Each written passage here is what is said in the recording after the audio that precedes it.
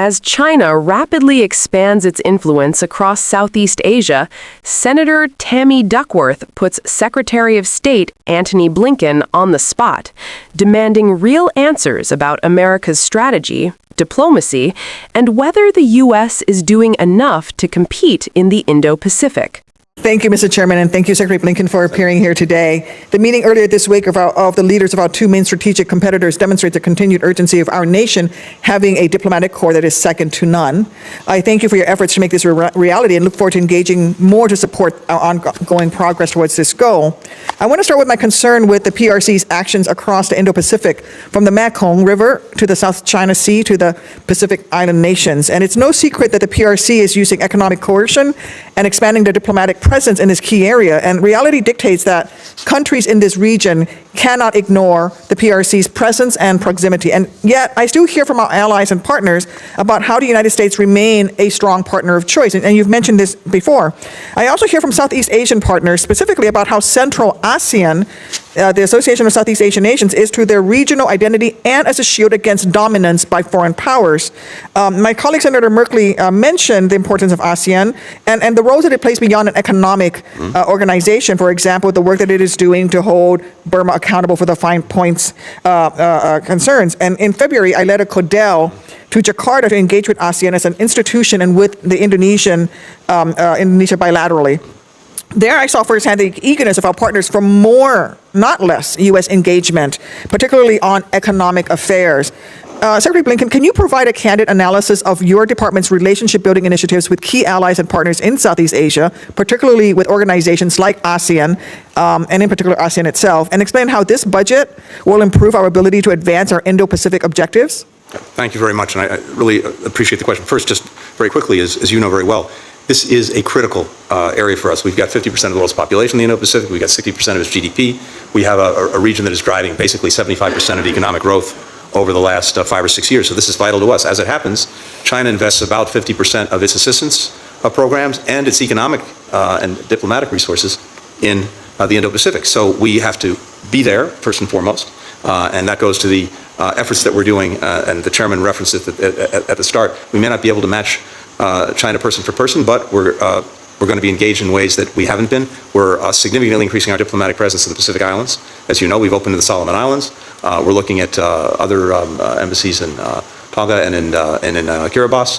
And at the same time, we have very significantly re-engaged ASEAN, including President Biden, having an extraordinary summit meeting with the ASEAN countries precisely because we think it's an important institution for working together to deal with some of these challenges.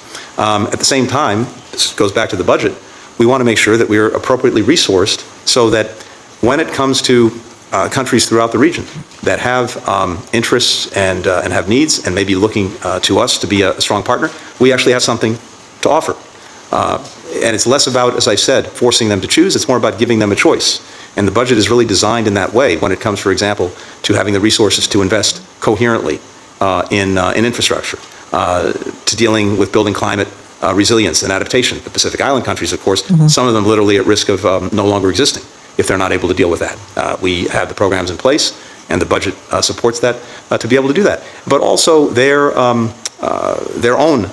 diplomatic and political weight is important, and marshaling that on a given problem, whether it's Burma or whether it's some of the actions that China engages in that they don't like and we don't like, there is much more power and effectiveness in engaging these issues together than there is any one of these countries doing it alone. That's why ASEAN itself is important. One of the things that they've worked on for years, as you know, with China is a code of conduct in the maritime space.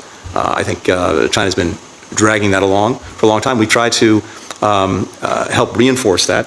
For example, the State Department put out last year the definitive legal analysis of all of the maritime claims to basically help countries push back against some of the egregious assertions by China in their maritime space. In very practical ways, as I mentioned earlier, we're working to give them the tools and resources to have better what's called maritime domain awareness. They have better visibility on their own seas and oceans, for example, to detect illegal, unregulated, unreported fishing, which is devastating economies and livelihoods in a large part of the region. So across a whole series of things, we are working together, and the budget attempts to reflect the importance of that work. Does the budget include an increase to our mission to ASEAN?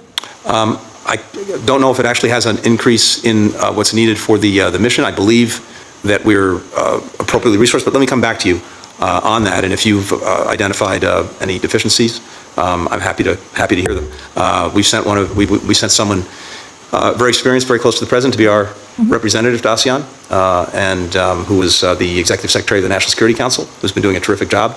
I've engaged repeatedly in person, as well as, of course, remotely with all of our ASEAN colleagues and with ASEAN itself. And I would hope that our ambassador to ASEAN is given all the tools he needs to do the job. And I don't think he has all the resources that he needs. So I would love to review the budget with you on that. Thank you. Can you also elaborate more? You touched on this, how the economic initiatives in the budget include both newer initiatives such as Outcompete China and the Partnership for Global Infrastructure and Investment, as well as ongoing efforts like the Indo-Pacific Economic Framework will advance our policy goals in the Indo-Pacific region. Drill down a little bit more. I know I'm getting into the weeds, but I'm very interested. No, I think it's important. So we have a number of programs that we propose to fund in the budget to counter some of the challenges posed by China in the region. For example, on supply chain dominance. One of the things that we put together is something called the Mineral Securities Partnership, where we're pooling information and pooling resources with a number of other countries to be able to invest ourselves in critical minerals so that they're not dominated by any one country. We're working to build much greater supply chain resiliency, particularly among countries in that region. We have now about 17 economies that are part of this process to prevent near-term disruptions, to make sure that we develop early warning signals in case our supply chains are disrupted. And of course, for more fundamentally, helping these countries build out a significant amount of infrastructure.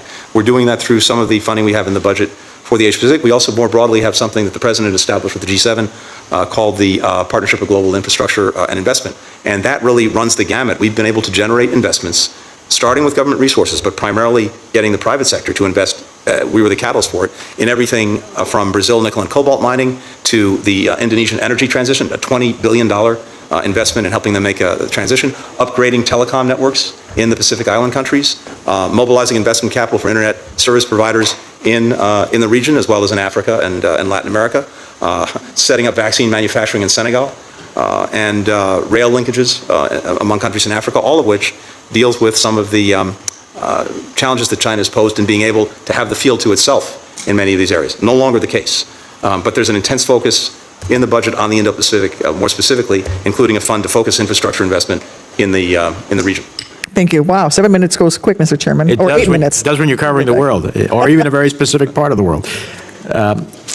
This exchange cuts straight to the heart of a global power struggle that will define the next generation. Senator Duckworth isn't posturing.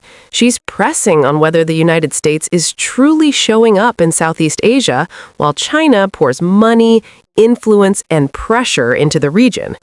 Secretary Blinken's response signals a strategic shift, less about forcing countries to pick sides and more about offering real alternatives, economic partnerships, infrastructure investment, and diplomatic presence that actually matters.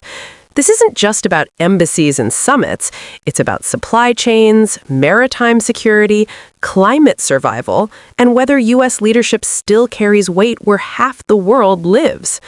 But Duckworth's follow-ups expose the tension beneath the talking points. Are these commitments fully funded? Are ASEAN partners getting what they need? Or just promises? Because in the Indo-Pacific, influence doesn't come from speeches. It comes from showing up, staying present, and backing strategy with action.